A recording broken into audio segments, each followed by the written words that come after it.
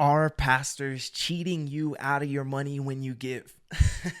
I saw this video on TikTok a couple of weeks ago, about a week ago, and I wanted to respond to it because there are some things in here that people might not know when they give, but then I also wanted to bring my perspective as somebody who does take a lot of these benefits when it comes to how taxes are set up and giving and all this stuff. And I really want to clear the air because I don't think this is the most good-hearted video. I don't think it's in good faith at all, and so I want to take a minute to respond to it. This is after the amen. This is a video that I just was wanting to react to, and so let's go ahead and get into it. Hear a pastor say, I only take a modest salary. Sounds humble, right? But here's the truth. When a pastor claims he lives on 40K, he might be really living on triple that, and you're footing the bill. Here's how it works. U.S. tax laws give clergy special breaks. A pastor can designate most of his income as housing allowance. That's tax-free. If the church owns a parsonage, the fair rental value isn't taxed either. Adding perks, health insurance, retirement, travel, even a car paid for by the church. Then sprinkle in love offerings, weddings, funerals, and book sales. Suddenly, that 40K salary turns into a six-figure lifestyle. And because it doesn't show up on paper, the congregation hears one number while praying for another. All right. And there's a lot in there already. First off, he's kind of equating every pastor being able to, pull book sales, or every pastor putting a car in their church's name and all these kind of things. I think, again, this is why I say I don't know that it's in necessarily the best faith, because it's this one shoe fits all type of talking about, like, once you factor in book sales and once you factor in all of this and once you do this, there's this whole other number that's here that you don't know anything about. Here's the thing. He's right on the housing allowance. You can, as a pastor, as clergy, as a minister, you can basically label any sort of living expense under a tax deductible thing, and it is a way to kind of expand the income that you make as a pastor. That is a thing.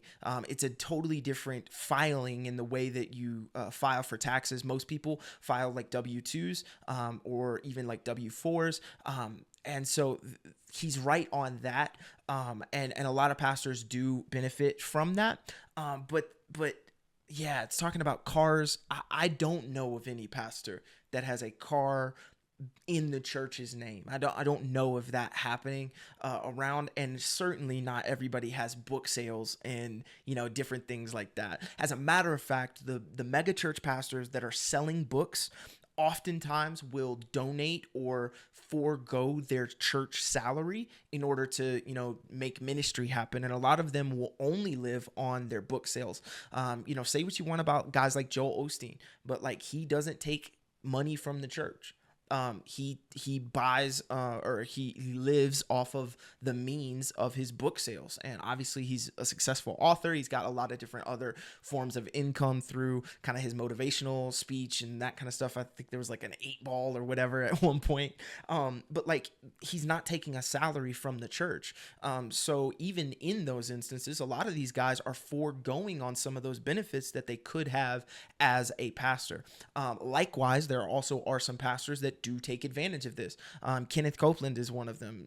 When you look at some of the ways that he has repositioned his assets into the church's kind of finances, it's very tied in, and it can be concerning, especially when somebody who maybe isn't familiar with this starts looking at it. But again, is every pastor doing this simply so that they can present one number and then absolutely change it and do another? Are you living off a 40K lifestyle, but then you're living six figures? I don't know that it's making that big of a difference. And so that's why I say, like, for people watching it who might not be aware of these things, they might go, oh my gosh, I can't believe that pastors are doing this and they get all these deductions and all this stuff. It's really not as crazy as it seems. And certainly, like I said, there's some pastors that you're not even fathoming book sales or car rentals or car payments in the church's name. Let's keep going.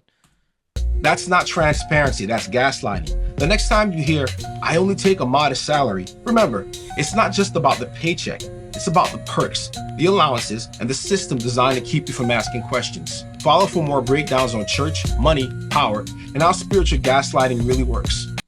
So obviously there's that little thing at the end of like, hey, make sure you follow me so you can figure out more about this stuff. Um, I know of a lot of churches.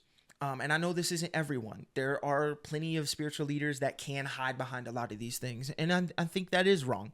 But when you think of like churches operating or functioning as a nonprofit or a 501c3 or tax exempt or, whatever status that they have, there are business meetings, there's a board of elders, there are a lot of oversight that goes into those decisions being made. So it's not like, I'm sure there are churches that don't do annual business meetings. I'm sure there are churches that don't want you to see the finances and the kind of behind the scenes of how things work. But I know like for our church, we have an annual business meeting. All the records are available if somebody were to ask about them.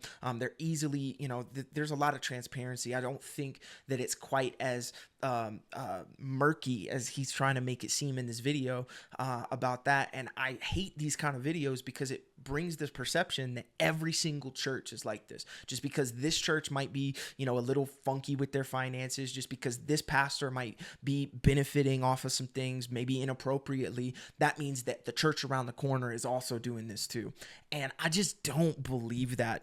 Not just because I know a lot of pastors, but because I've talked to them about a lot of these things. I've had discussions about this, trying to figure out the inner workings of this stuff.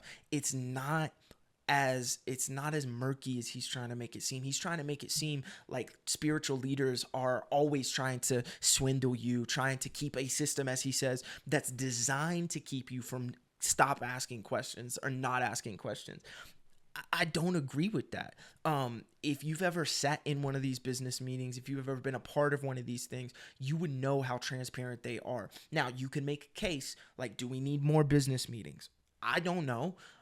I feel like once a year to be able to look at everything, to be able to ask questions, to be able to accept minutes, like all of that stuff, I feel like once a year is good. I feel like whenever you make bigger decisions, I feel like that's at that point, like maybe it is a good idea to have more of these meetings and different things like that. But I don't think that the level of secrecy or trying to hide behind numbers and that stuff, I don't believe that that's happening in a majority of churches. And I hate content like this because it pervades a perception that this is like super pervasive in the church. I just don't agree with that.